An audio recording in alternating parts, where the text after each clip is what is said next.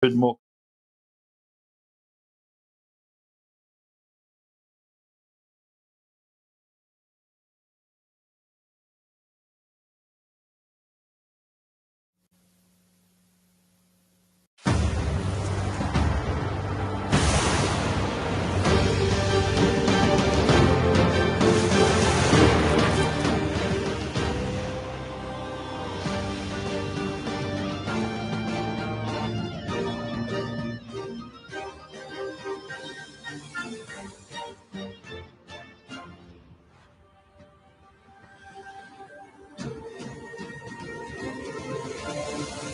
Broadcasting live from the Capital OTB studios, this is Racing Across America with Seth Merrow. We'd like to thank Woodbine for their sponsorship of this program and some of the other programming and events here at Capital OTB. Woodbine open now through December, featuring great racing, including the King's Plate coming up in August, Turf Champions Day with the Woodbine Mile in September, and much, much more. Woodbine Racing, great racing north of the border.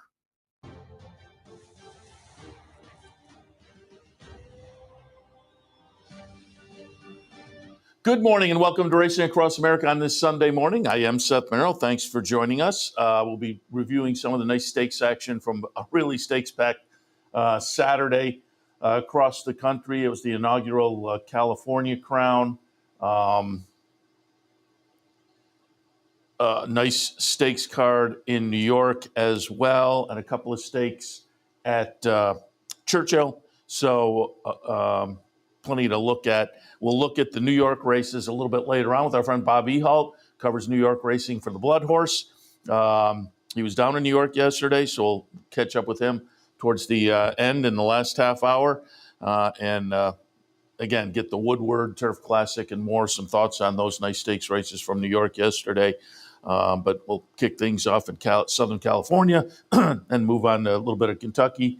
And eventually, as I say, get to New York. Do want to alert you that today here at Capital OTB Clubhouse Racebook, football Sundays. Don't forget, you can always enjoy all the football action and all the racing action as well with the fun here at the Clubhouse Racebook on Sundays throughout the NFL season. So keep that in mind for this afternoon as one of your choices. And I'm kind of hesitating as I talk here because as I'm talking, I'm reading and coming out relatively within the last few minutes. The Miss Grillo has been canceled and will be brought back next Sunday. I'm assuming track conditions. Naira announced that Sunday's feature, the Miss Grillo, has been canceled due to significant rainfall and will be moved to next Sunday. So make that note on your dance card for this afternoon. All right, let's get into it. Again, California Crown yesterday, $1 million. We'll get to that in a few, but we'll look at the undercard stakes leading up to it first. And it was a nice day.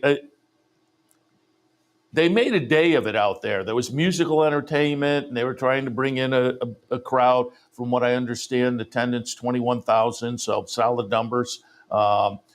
On social media, it seemed like it was successful with the music and food and whatnot. Again, they were trying to make it a day.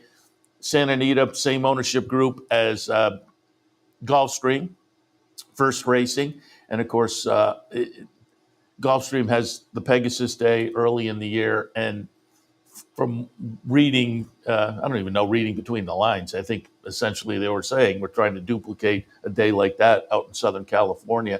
Seemed like they were successful with a nice day of racing action, but again, well attended with a crowd that was had some young people in it. And from what I read, they were engaged and whatnot. And it was a nice day of racing, obviously, as well. Let's take a look first up at the Unzip Me 6.5 downhill course on the grass that kicked off the stakes action out there. And it was Graham Motion getting it done. I had Graham's horse just underneath. I had Golden Canary on top. Golden Canary winds up 7-1, running ninth in the field of 10. But Toopy, the number 11, gets it done for Graham Motion. Flavian Prat on board. Queen Maxima in the second spot, and Alluring in the third position. But Tupi, it's a chart margin of 1.5. Went off as the even money favorite. And again, it was a Graham Motion runner coming in from a fourth place finish in the Coronation Cup up here at Saratoga. So Saratoga runner moves west and gets it done in the Unzip Me yesterday. Again, coming down that downhill course. Stretched out a little bit. The Coronation Cup at Saratoga, 5.5. The 6.5. I like in these races horses that are coming off a little bit longer and cutting back. That seems to be beneficial here. But Tupi was stretching out a little bit. Running second was Queen Maximus, who had that angle I like, coming out of a mile race on the turf over at Del Mar, and then cutting back to the 6.5 going downhill. So Queen Maxima had to be a decent, 18-1 completes the exacta. And the exacta, you had $4 horse on top and 18-1 running second. You got $53 for a decent little exacta with the favorite on top. I like that angle coming out of the mile at Del Mar. I did not use Queen Maxima, though, out in the 14 post position, and with only a couple of starts, I was a little dicey there. But again, I do like that angle, and we'll see that play out a little bit later on in this. Taking a look at this California Crown card. Up next on the California Crown card, the John Henry Turf Championship. Talked about some of these races, including this one yesterday with Brian Nadeau. I like Balnikoff in here. Once again, I wind up next to last at 9-2. Just a no punch from Balnikoff. Winds up to be Cabo Spirit. I did not use that one. A lot of the betting public also did not use that one. Cabo Spirit, 30-1 on the morning line, goes off at 24-1 and gets it done. There goes Harvard, the number 10, Johnny Velasquez on board at 9-1, runs second, and Masterpiece runs third in here. I had Masterpiece in my mix, Rick Dutrow trainee that had been running out at Del Mar this summer. Runs third and, fairly close up third. It was a length from first to second. It was ahead from second to third. But Cabo Spirit upsets things at $51 and change, coming off a third in an optional claimer over at Del Mar. So, you looked at the price. You could go down the page a little bit and maybe make a case. It was hard to get too excited, though. This is a horse that in the last 2 seasons, a couple of starts this year coming into this race, and 8 starts last year, no wins and no seconds. So I kind of justified the price. As I say, you looked at the numbers, that third place last time. It was the third start of the season. You could have used that angle. So if you looked up and you said, hey, there's a $50 horse here, there was a couple of things you could have made the case for. It would have been tough given some of the other competition in the field. Dicey Mochara ran fourth. Brian Nadeau had a little something for that one that he thought was all right. And again, he was right in the mix in that run to the wire, as it was close up between the first 4 or so. But it was Cabo Spirit getting it done in upset fashion in the John Henry Turf Championship. And let me hit you with numbers there as well. Tupi in the Unzip Me, the Graham Motion runner, an 89.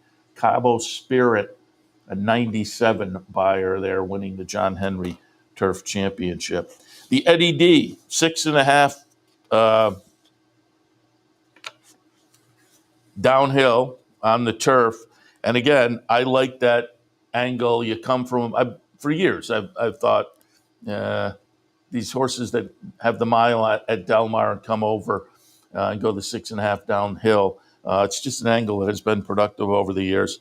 And I went with the horse with that angle in this Eddie D. I went with First Piece and got it done. Unfortunately, we were 4-1 on the morning line, and we went off at 9-5.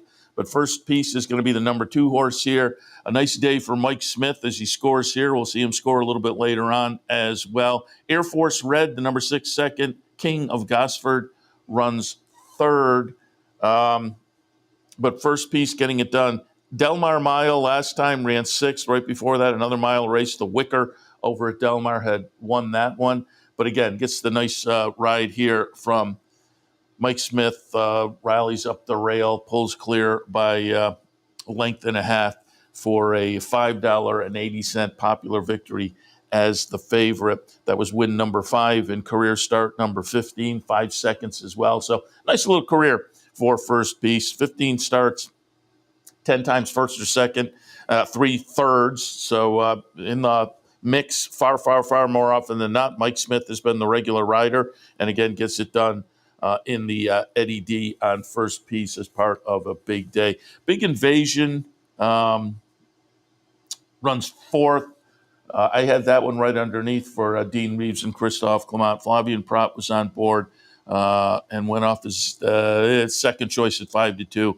But as I say, wound up no better than 4th in there. All right, the California Crown itself. $1 million up for grabs, a mile and an eighth, a grade 1 event. And I'm pretty sure Brian, when we had Brian Nadeau on yesterday, I'm virtually sure he likes Subsanador. And it will be Subsanador in a scrum of a finish here. Nice horse race in the California Crown. Subsanador, the number 2 by a head. National Treasure runs second by a nose, and Newgate, who I liked, runs third.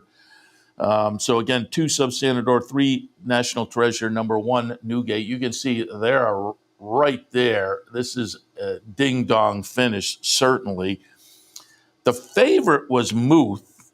I had Muth just underneath in the mix, but it was a 3-year-old facing older for the first time, and numbers that were maybe a little light. So you're kind of looking at a decent record of 7 starts and 7 exacta finishes, including the comebacker last time in the Shared Belief, a nice win. But it was a horse that was going to have to step it up a little bit, facing older for the first time. So again, I had the horse just underneath, but I was a little dicey on that. Again, I went with the Baffert runner Newgate, who is right in the mix there. Subsanador was in the 3rd spot for me. As I say, I think Brian Nadeau liked it. Subsanador, you wound up with $14 and change. The Rick Mandela runner getting it done over a couple of Bafferts in National Treasure and Newgate. Reading the post-race comments, trainer Mandela said, before the race, they were kind of trying to decide from here, will we go to the mile, dirt mile, or the classic? After this race with a victory here, did say probably the classic for Subsanador going forward. Mike Smith was on board this one as well. So again, it was a nice afternoon for the veteran Mike Smith. Came out of a nice win in the Island in the prior start with a triple-digit buyer, and yesterday winds up with another triple-digit that matched the win in the Islet. Subsanador winds up with a 102. And I didn't mention first piece in the Eddie D had a 95, so a solid number there. But Subsanador, absolutely solid with a 102, pairing up a couple of 102s. So comes into the, moves into the classic of a couple of nice triple-digit buyer wins. Among the Baffert runners, the follow-up articles I read said National Treasure, probably the dirt mile, Newgate, probably the classic. And from what I read, they said Muth back to the drawing board. Muth wound up last in the field as the favorite, if I didn't mention that, running 6th in the field as 6. So back to the drawing board seems really appropriate move there. With a horse that, Muth certainly has shown talent. Again, before yesterday, hadn't missed an exacta in 7 starts. But, this year, only 3 starts, 1 in January, 1 in March, and 1 in September. So there were some, starts and stops with the horse during the season. We'll see what Muth has in store going forward. And wound up the day with the City of Hope, a mile on the grass. City of Hope Mile is actually the title of the race. So as you would expect, a mile. This went on the turf for a couple $100,000, and it winds up to be Johans getting it done. I had that one right underneath. I put Trickery on top, the Graham Motion Runner. This one, the Graham Motion Runner, Trickery, the number 6 horse, winds up fourth. But again, it's a ding-dong finish. The winner, Johans, was a length and a quarter ahead. But second, third, and fourth were right there. Second, third, fourth, and fifth, actually. Almendares, Conclude, and Trickery run second, third, and fourth. But Johans, the betting public, was all over that one at 4-5. Coming out of a nice win in the Eddie Reed over at Del Mar. Had won the Shoemaker at Santa Anita before that. At Santa Anita was 5 for 5, 3 for 3 so far this year. Runs the record to a solid 7 for 11 in the career. So Johans certainly a horse worth watching going forward as well. With a record like that, and continued it yesterday again. And the betting public was on that one at 4-5 for Tim Yachtine and Umberto Rispoli in the saddle. And Johans, solid 100 buyer, so a triple-digit buyer there for Johans in the City of Hope. All right, we'll take our first break. When we come back, we'll take a quick look at the 2 stakes last night from Churchill. A little bit later on, we'll be joined by Bob Ehalt, covers New York racing for the Bloodhorse, and we'll get his reactions to the New York Stakes from yesterday. All of that right after this. Stay tuned.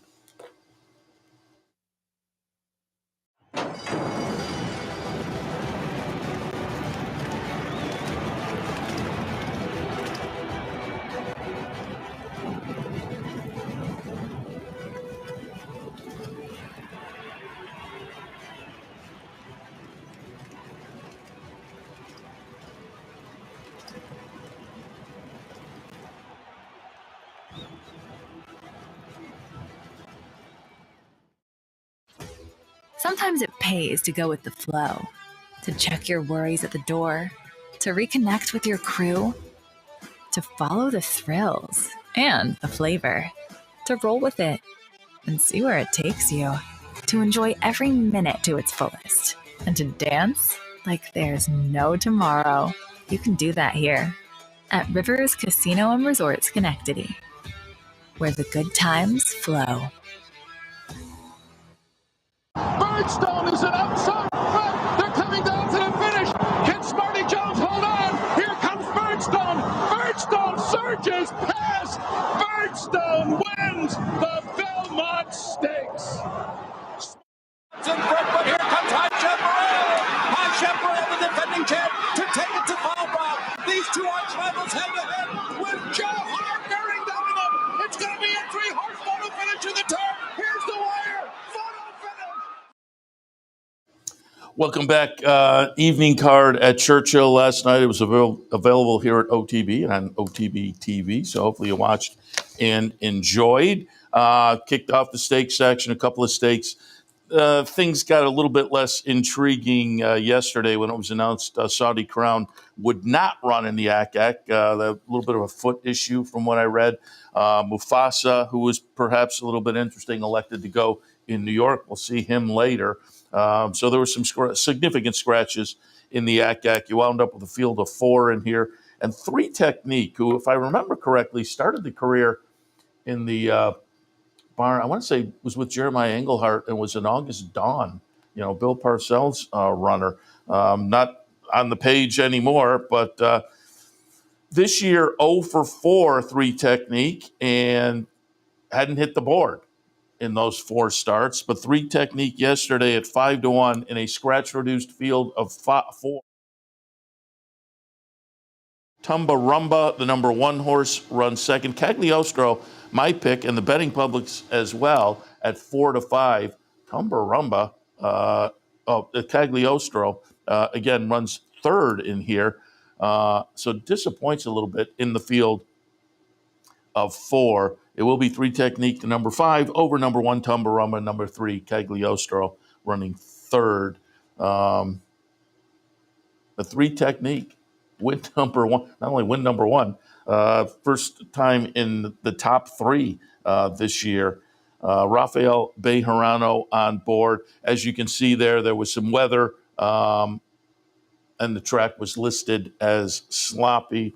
3 Technique did have a win over an off track on the resume, but had 5 starts on wet tracks, 1 win, 1 second. So I don't know whether you can necessarily say a mud lover necessarily, but seemed to like it yesterday down at Churchill. Also down at Churchill was the Lucas Classic, a 1.125 Grade 2 event, $500,000 up for grabs. I went with Disarm, and somebody on Twitter had tweeted out in the lead up to the race. A lot of people are going with Disarm again, and I don't get it. And I understand that sentiment. You know, you look back, Disarm in the Jockey Club ran third. Before that, in the Whitney, ran fourth. Before that, in the Stephen Foster, ran sixth. You have to go back 4 starts to a win. It was an optional claimer. And overall, kind of a hit and miss kind of a horse. I was hoping we could get back to one of the better performances, perhaps. That did not happen yesterday as Disarm. Betting public was right with me. And again, this person on Twitter was kind of commenting, that some of the handicappers and some of the betting public is on board. And I will admit I was amongst that. Went off at 9-5. Couldn't do better than fourth. Right underneath, though, I used Hit Show. And I think I said yesterday as I looked at this race, I probably could have gone either way here. I just tilted slightly towards Disarm, but Hit Show was the direction to go. Who has also been maybe a little bit hit or miss, was coming out of a win in the West Virginia Governor at Mountaineer. So they're kind of picking their spots a little bit with Hit Show. But after the nice win in start number 3 this season at Mountaineer, Hit Show comes back. Cook Creek's the number 4 and gives Hit Show all he can ask for. Cook Creek was Brian Eddowes' pick yesterday. He thought the pace scenario would play out.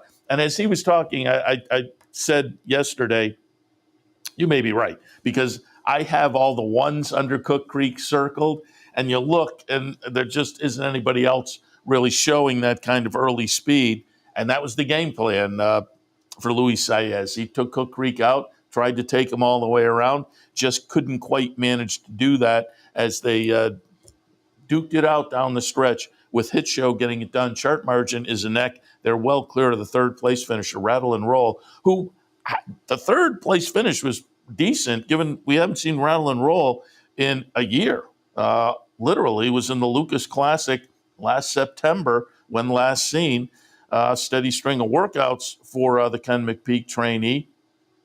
But again, off a year like that, to make a comeback and run a decent third behind a couple of nice horses was a good comebacker for Rattle and Roll. Interested to see what they do going forward there. Disarm again runs fourth. So Hit Show, Florent Giraud on board for Brad Cox. And Brad, I saw the post-race interview, and it was floated out there, where do you go next? You aim for, the Clark at Churchill, or do you go to the Classic? And Brad said, I don't know. And he then enlisted it. I think he said the Perryville was over at Keeneland. So, or maybe here for the Classic. And it sounded to me like, and probably if you look at the record, that's a better idea. But it sounded like the Classic wasn't necessarily in the conversation. Although he said, I'll talk to the ownership group, we'll see what. But he mentioned the Keeneland race, and he mentioned the Clark. And again, probably better ideas than shipping out to the Breeders' Cup for this one. Is again, it's a horse that has shown plenty of talent. This was the 6th win in 13 career starts. And I'm just looking with the purse. We probably went over $1 million in earnings. If not, we're pretty close. So nice horse. I'm just saying I'm not sure. Although, again, with the handicap division this year, who knows? But Hit Show gets it done yesterday in the Lucas Classic. And I don't see Churchill. I mean, these were run last night. The Lucas Classic went off at 10:30. So that one and the ACAC were late. I haven't seen buyers yet for those races, so those are still to be determined. We'll also pull up yesterday. Brian Otto and I talked about the feature down at Gulfstream, the Hollywood Beach. It was scheduled for 5 furlongs on the turf, but when Brian was on, by the time Brian was on in the morning, he already knew they were going to move off the turf. That moves them to the synthetic. When I was originally talking to Brian, I said, I'm not sure about my top pick now, Most Handsome, with the move to the dirt. And he said, well, no. Of course, here at Gulfstream, we're going to move to the synthetic. And I said, oh, okay. Now I like the horse better because Most Handsome, they go off the turf down there at Gulfstream. You go to the synthetic surface, and Most Handsome was coming off a debut win on the synthetic. And so I like the horse better, and that's the way it worked out here at Gulfstream yesterday in the Hollywood Beach. It was Most Handsome getting it done. Again, the surface, which only helped this one, you can see went off as the 9-5 favorite there. Mila's Wish makes a little late run and winds up just coming up short. I don't know if you had the winner. I don't know whether you were ever particularly, whether there's any sweat building on your brow because that was a nice lead in the stretch. Second place finisher made a run, but you could kind of tell that was likely to wind up a little late in there. So again, Most Handsome now 2 for 2, both on the synthetic. However, they wanted to get to the turf. We'll see. I would think you get a nice 3-year-old sprinting or going long.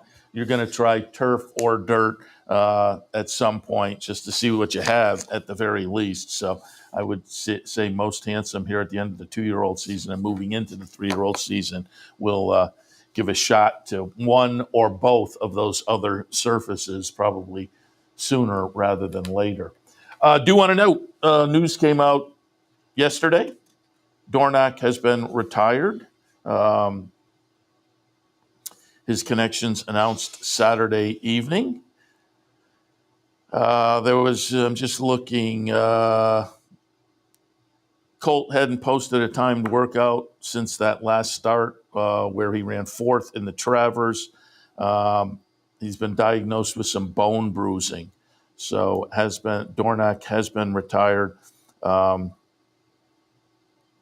starts, 5 wins, couple of seconds. Obviously, a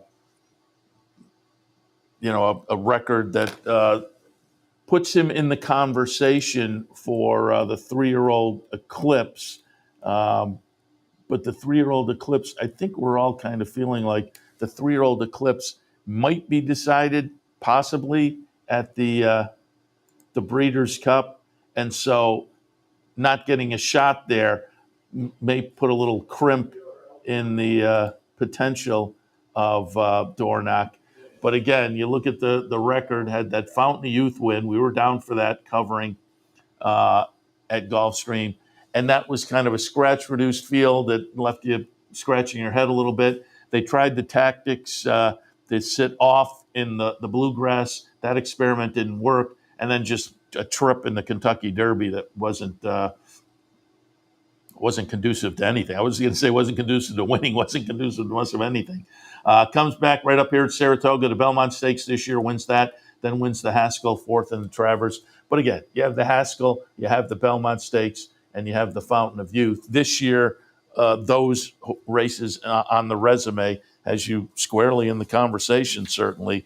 But again, not being able to kind of take a shot at validating things in the Breeders' Cup is not going to help at all. So we'll see how that plays out as we get. And again, it's going to depend on what the other 3-year-olds who do show up, which at this point is kind of Fierceness Sierra Leone in the mix. Again, Mystic Dan on the sideline. Sees the gray, obviously, with the win the other day. So we'll see. All right. Do want to mention today at Remington, there is the Remington Park Oaks, and there's the Remington Park Derby. And the Remington Park Derby today has a field of 8. Danny Gargan brings in Society Man, who finished third last time in the West Virginia Derby behind Dragoon Guard, had won the win prior to that. Most Wanted out of a win in the Ellis Park Derby for Brad Cox. Dymatic, who it has a little bit of potential for Steve Asmussen, ran second behind Dragoon Guard in the West Virginia Derby last time. EJ won the Cup for Doug O'Neill, won the St. Louis Derby last time with a triple-digit buyer. He's going to have Mike Smith come in to Remington to ride today. So nice little field in the Remington Park Derby, again, coming up a little bit later on today. $400,000 up for grabs for the 3-year-olds. All right, we'll take a break. When we come back, we will be joined by our friend Bob Ehalt, covers New York racing for the Bloodhorse. He was at Belmont at Aqueduct yesterday for the nice stakes card with the Woodward Turf Classic and more. All of that right after this. What if there was a way to become a better horse player, to have a better knowledge of the game, to be more successful? What if there were a way to take what you've learned, what you know, and make better decisions, better choices? In horse racing, knowledge is a powerful tool. Race results and replays, past performances and live streaming, wagering from all your digital devices. Capital OTB. Become a better horse player.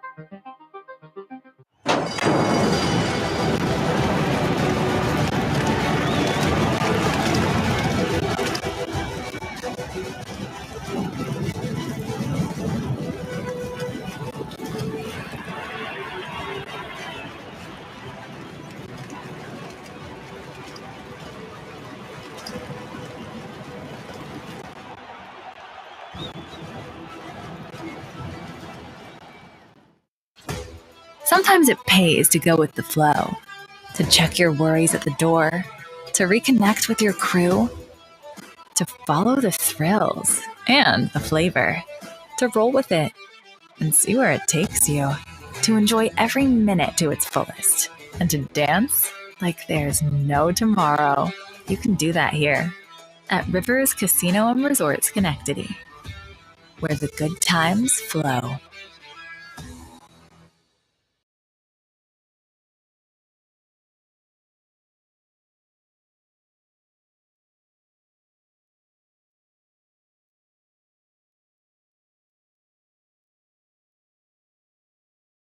Welcome back to Racing Across America. As promised before the break, we are joined now by our friend Bob Ehalt, covers New York racing and more for the Bloodhorse, but we'll concentrate on the New York racing aspect of things from yesterday. He was at Belmont at the Big A watching a nice stakes card, the Woodward Turf Classic, Vosburg, and the Pilgrim. We'll get some thoughts on that. Bob, good morning. Good morning, Seth. Always a pleasure to be with you. Yeah, happy to have you on board. Give us a little update. We were kind of watching.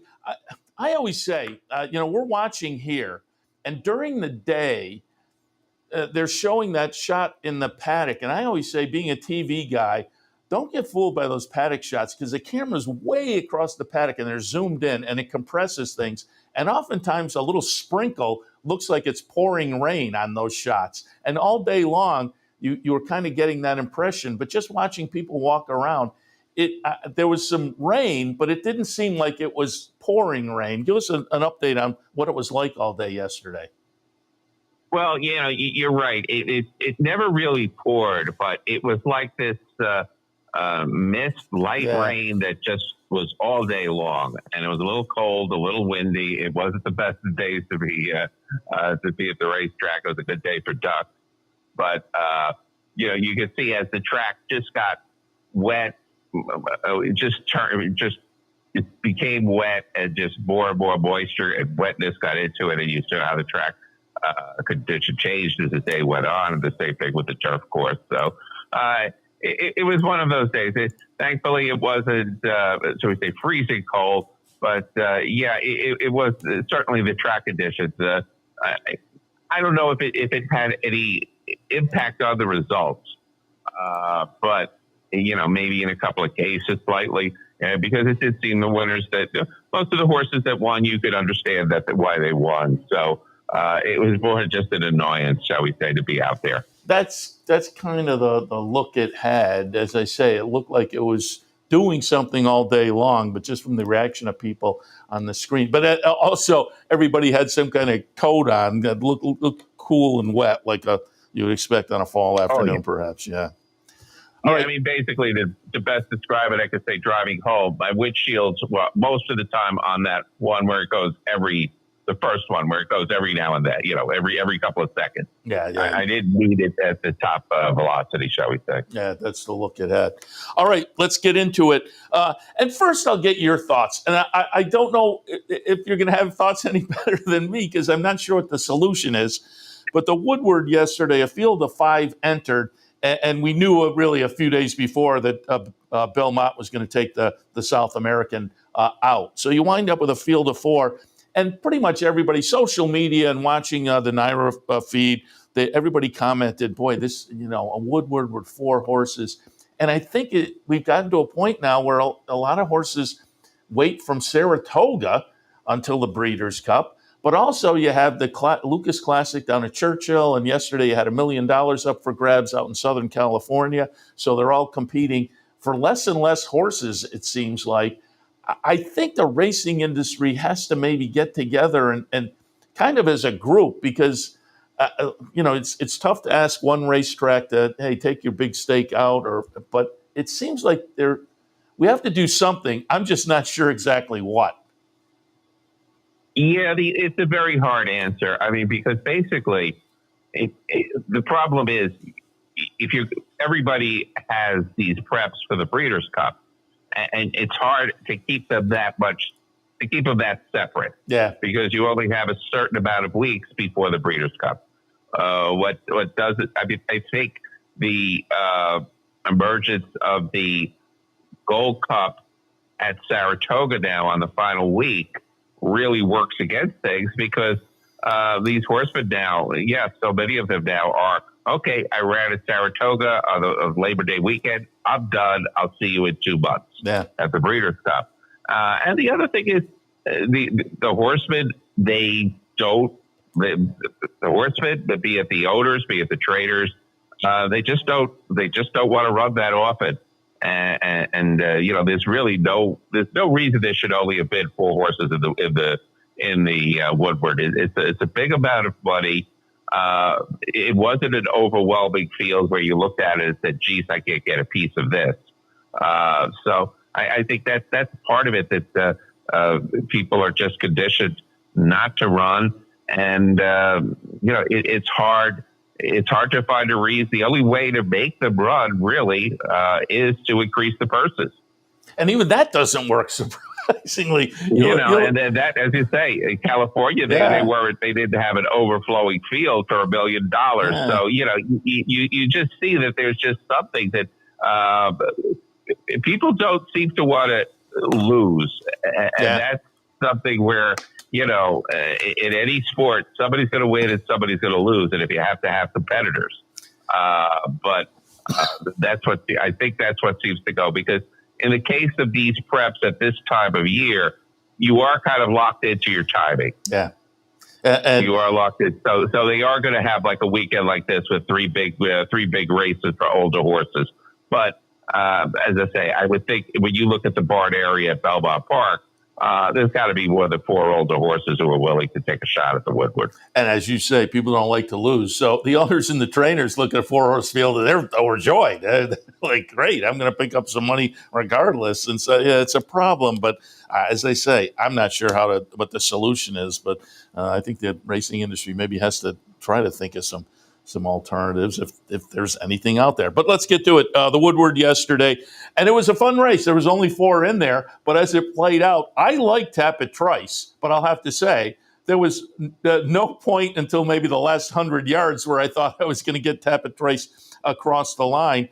The betting public, I think, was perfectly correct, making Skippy Longstocking the 4-5 favorite. You get a 4-horse field like that, you get a good horse with early speed, and it's like this race is over. Now, that said, Skippy Longstocking didn't get the lead.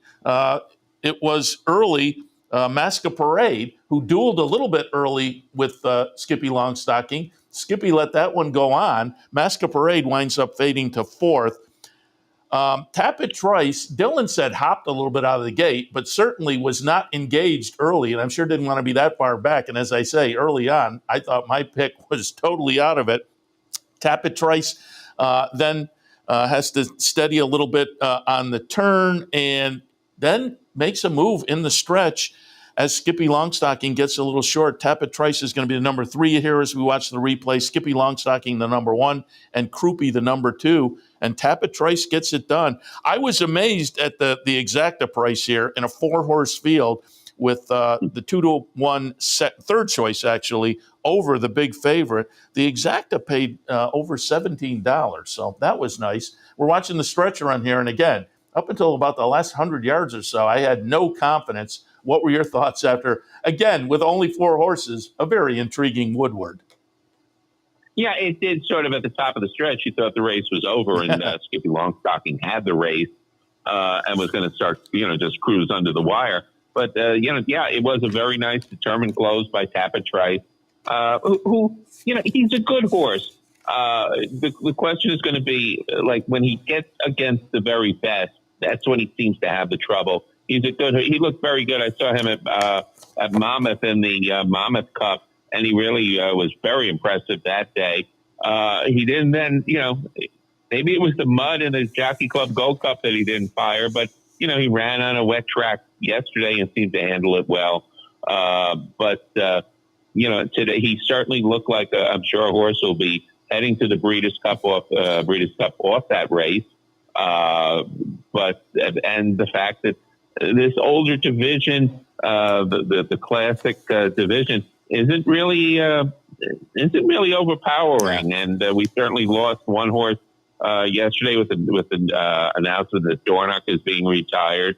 So, the classic really looks like a place where you might get an upset, or is this the year one of the foreign horses, be it someone from Japan, or maybe City of Troy really is the real deal, and he can handle dirt. We'll see. But it was a nice effort by Tappet Trice, sort of kind of fitting, though. The fact it was a grade 2 stands out because that seems to be the level where he's really very effective. Yeah, and that was the post-race comments from most people were right along those lines of he has talent. It's just you don't quite know when it's going to show up. And when he runs, he looks very good. And yesterday was one of those days. But again, yesterday was a good-looking effort given the start and the way the race played out. But also Skippy Longstocking just seemed to get a little short there in the stretch. And I'm just looking 98 buyer. So a nice, a solid buyer that's right in the ballpark of what Tappet Trice typically throws. So we'll see what's up for him next time out. Let's move on to the Turf Classic, the Joe Hirsch Turf Classic, Grade 1 event, $500,000 up for grabs over a track that was listed as good. Silver Knot, I put Silver Knot on top, and I was hoping for a rebound. I was kind of drawing a line through the third place in the Sword Dancer, but maybe that's where we are right now with Silver Knot, as that one will wind up third again as the 8-5 favorite. Warlike Goddess, a close-up second choice amongst the betting public, and she ran really well. Maybe moved a little early, but I can't argue with the move given the way the race played out. But then Farbridge backs up the win in the Sword Dancer with another nice win yesterday under Joel Rosario for Christophe Clement. Your thoughts in the Turf Classic?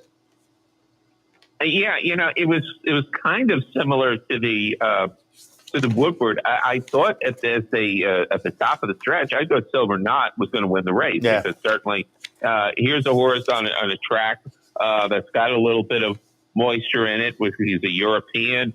He is a European from Charlie Appleby's. The distance probably shouldn't be a problem with him. So when he kind of turned for home with a clear lead, I thought, okay, he's got this race. But then he kind of really hit a wall in mid-stretch and just abruptly stopped. I tell you, it was a really nice ride by Joel Rosario. He saved ground along the inside and got through the hole on the rail to win the race, whereas Warlike Goddess made a wide move which probably explains about the half-length difference between them. So it was a good, exciting race. Certainly, Bar Bridge right now certainly looks like, to me, you'd have to say he's the best American turfer out there in that division. Certainly, when you win the Sword Dancer and the Joe Hirsch back-to-back. It's a very impressive feat. He was also dead heated for third in the Manhattan earlier in the year. So certainly he's a good, consistent horse. It's going to be interesting to see, again, how is he going to do when he gets out to California, where, now you're going to find some of the top Europeans coming in. We'll see where he stands. But I thought it was I think it's a horse a lot of people thought, and it did bother Christophe Clement a little bit, that maybe he stole the race in the Sword Dancer, because he got away with slow fractions. And, to a certain degree, you might be able to say that. But the point was, it wasn't like he stole away to a 10-length lead and then just hung on. I mean, he set slow fractions, but people were right on his tail at the quarter pole. They were basically lapped onto him, and he pulled away in the final length of a mile. So I don't really think that's stealing it. Every other horse had a chance to run by him. They didn't. And I think he showed his quality in this race by winning the Joe Hirsch. And, it was another solid effort from More Like Goddess. It was interesting where Junior Alvarado said, maybe she tails off a little bit now that she's 7, but, she's still a top quality horse, and was really right there against some of the best East Coast male turfers. So certainly if she goes on to the Breeders' Cup, I think she's going to be a factor. A 101 buyer for Farbridge, so a lifetime best buyer for him, and you'd have to think, a half length back, More Like Goddess is right there as well. So both of those move forward from this one in good form, certainly. All right, let's move on to the Vosburg. This one was intriguing to me because we handicapped some of these races yesterday here, and I like Scotland. Who's going to wind up running second in here. I wasn't sure what to do with Mufasa. And I said yesterday, the South American runners, I always take a wait-and-see approach. Let them show me something here in North America before I'll jump on board. That said, Mufasa did in the previous start. Second start in North America, a nice win. But it was down at Colonial, and I wasn't quite sure what to make of that. Well, now I'm buying in now. Mufasa is certainly a player on the sprint scene. Mufasa is going to be the number 6 horse here under Irad Ortiz. Scotland, who I like, the number 2, is going to run second, and Dean Delivers runs third. Baby Yoda, the enigmatic Baby Yoda, runs fourth. But Mufasa, with a nice 97 buyer, now has strung together a couple of pretty solid sprint efforts. But this was a good-looking performance in the Vosburg yesterday. Your thoughts? Yeah, this was a bit of a tougher race, I thought, to look at because of the track conditions. I mean, now it was getting to there was much more moisture and wetness in the track. When you look at it on paper, like Scotland, I wasn't sure what to make of Scotland. Because the two really bad races in his career were on sloppy tracks. Now, they were in Grade 1 races, which might have explained it, but he really ran poorly. So, I don't really know if he's a big fan of a muddy track, but he seems to run okay in it. Yesterday, he looks to me like someone who probably would have preferred a dry track, and he'll probably, I think, move forward a bit when he gets on a dry track. I think he's found a good place to be sprinting for him. Mufasa, the same thing. It was his first race in the United States, and it was on a good track, and he didn't really fire. That one was at Churchill, where against better company than he probably found at Colonial. So I wasn't sure if the improved effort in Colonial was because of him. He had some initial problems at Churchill, or just getting used to the surroundings, and came into his own in the second one, or was it the company? And the same thing with the muddy track. But he certainly looked pretty good. He looked pretty good in that race. Certainly this year, again, the same thing we could say of the sprint division. There's no huge standout or anything like that. So certainly he looks like he could be a player at the Breeders' Cup. He's getting good at the right time. And the one thing I'll add as a note, not so much about what's for the horses. Yeah, this wasn't the same thing with the Vosburg. This wasn't a robust edition of the race. But let me say this: I don't really understand a lot of what American Grading Committee does, the Graded Stakes Committee does, when they come up with their rankings and stuff of these races. But the Vosburg went from a grade 2 last year to a grade 3. And in the last 2 years, the Vosburg was won in 22 by Elite Power, who went on to win the Breeders' Cup Sprint in 22 and 23. And last year, it had Cody's Wish, who went on to win not only the Breeders' Cup Dirt Mile, but he became Horse of the Year. So you've got the Horse of the Year winner, and you've got a horse, and you had a horse who went on to win two Breeders' Cup races, and somehow you downgraded it from a grade 2 to a grade 3. That I don't understand. And when those gradings were announced, a lot of people made exactly that point. I was amongst those kind of scratching my head. Now, as you alluded to, this year maybe it's going to validate their thoughts, but certainly not the last couple of years. I was right with you in those thoughts. All right, let's move on to the Pilgrim. I said yesterday, I love, as we get to late in the season with the 2-year-olds on the turf, I like these stakes races because I love the subdivision of 3-year-olds on the turf, and we start to define who might be some of the players in that as we get into the fall turf schedule for the 2-year-olds. Pilgrim yesterday, grade 2 event, a couple $100,000 up for grabs. I'll alert people, there is some notable bumping here in the stretch late. Zulu Kingdom maybe takes advantage of that. The 4-horse to win as the 4-5 favorite. Chad Madicat, Michael Dubb and Company, started the career in Europe, came over and won in the career debut in Europe, and then came over and won the With Anticipation at Saratoga to run the record for two and justified that 4-5 favoritism yesterday. Had to work, though. Zulu Kingdom, a neck margin over Noble Confessor, who, when we handicapped the race yesterday, this horse was very intriguing for Todd Pletcher, that they're stretching out to a couple of turns off 2 dirt tries up at Saratoga. The horse was still a maiden. So at 6-1 yesterday, Noble Confessor ran very well and kind of validated folks who scratched their chin a little bit and thought, this one might be interesting. Early Adopter, who was my top pick, was part of the bumping we'll see in the stretch and winds up running third in here. So again, as we watch the replay, it's number 4, Zulu Kingdom, number 1, Noble Confessor, number 8, Early Adopter, and number 6, Smooth Breeze. And again, there'll be some notable contact here, but nothing was juggled up by the stewards afterwards. What were your thoughts in the Pilgrim?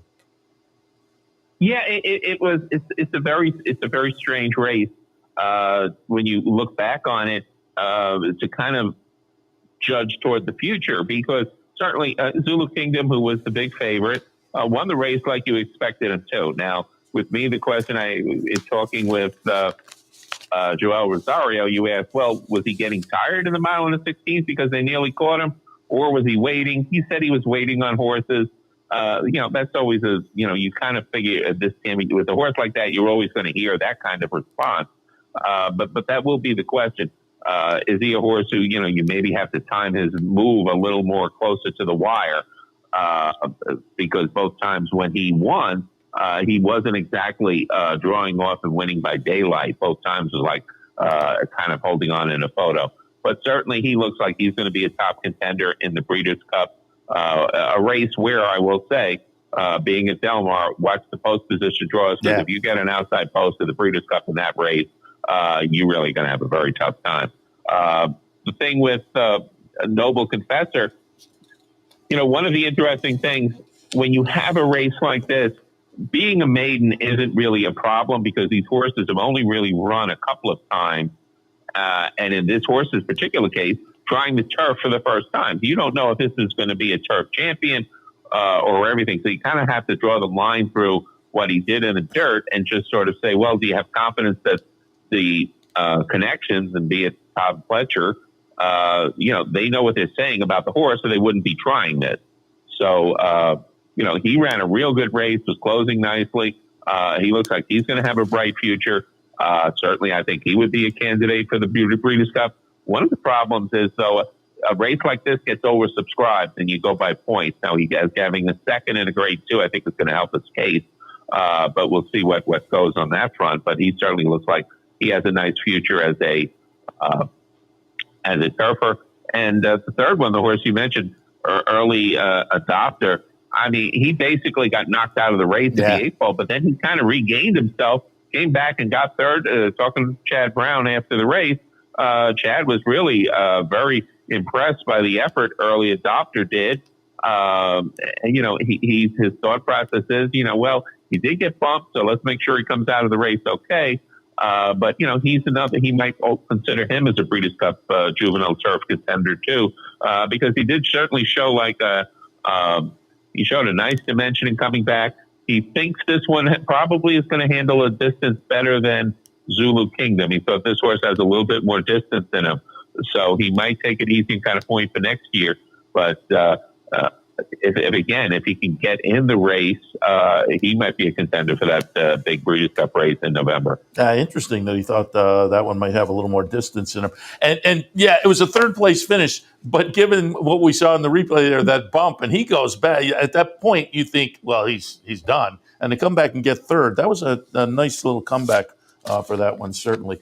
Bob, before we let you go ahead.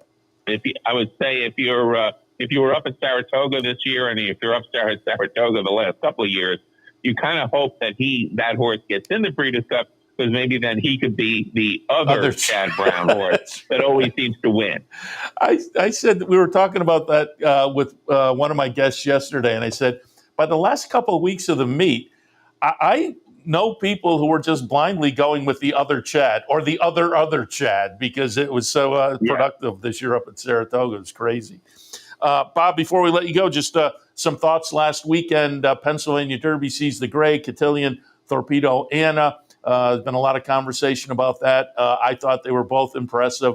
Torpedo Anna had to work a little bit, and the number went backwards for the Travers, but she did what she had to do and continued her great story this year. And sees the gray, 89-year-old Wayne Lucas. And again, yesterday, I mentioned to one of the guests, I saw either yesterday morning or the morning before, a picture on Twitter of Wayne Lucas out on a horse that, it was still dark and raining at Churchill.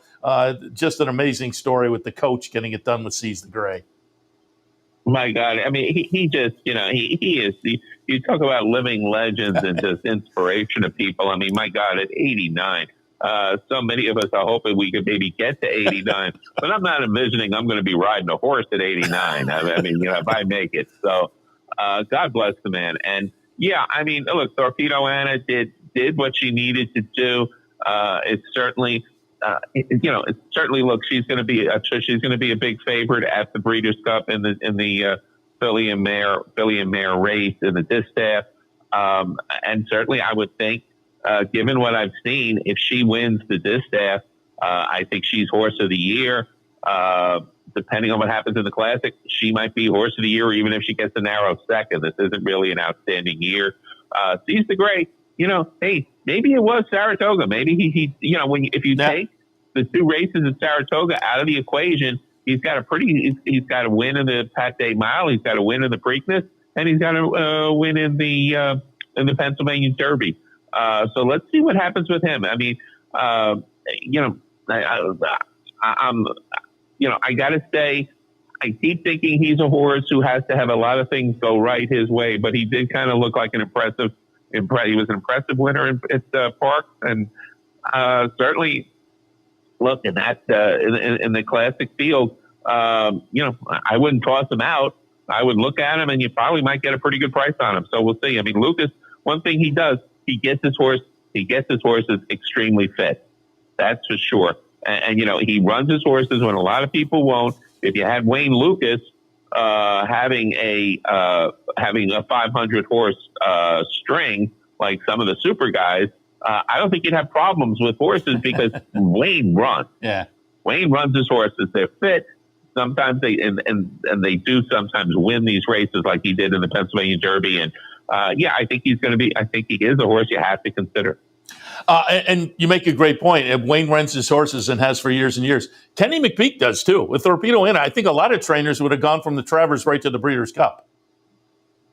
Yeah, I think so. I think, and he realized, and the key point to him, let's be frank about it. It was $1 million purse in the cotillion. Yeah.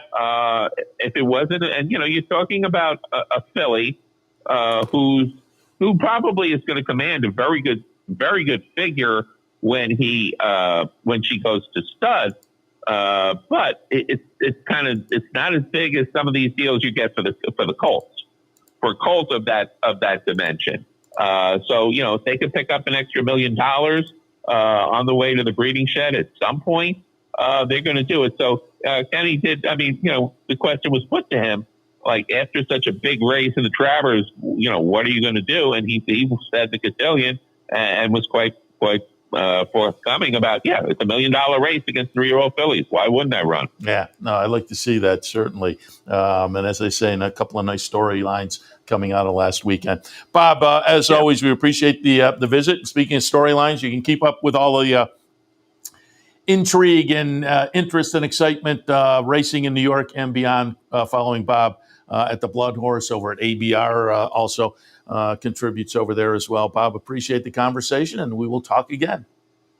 Okay, Seth, great. Always great chatting with you. Appreciate it. Bob Ehalt, Bloodhorse, again, he was down at Belmont at Aqueduct yesterday for a fun stakes afternoon that will have clearly some Breeders' Cup implications. All of the stakes we looked at, or most of the stakes we looked at, the venues are going to have some horses coming out that are going to be players in the Breeders' Cup. So maybe you picked up a little idea or two after watching some of those replays from yesterday. Today, I will mention once again, looking on Twitter as I came in and sat down for the show today, Naira announced just really before I went on the air, the Miss Grillo today has been moved to next weekend due to some rainfall down in New York. So mark that on your PPs for this afternoon.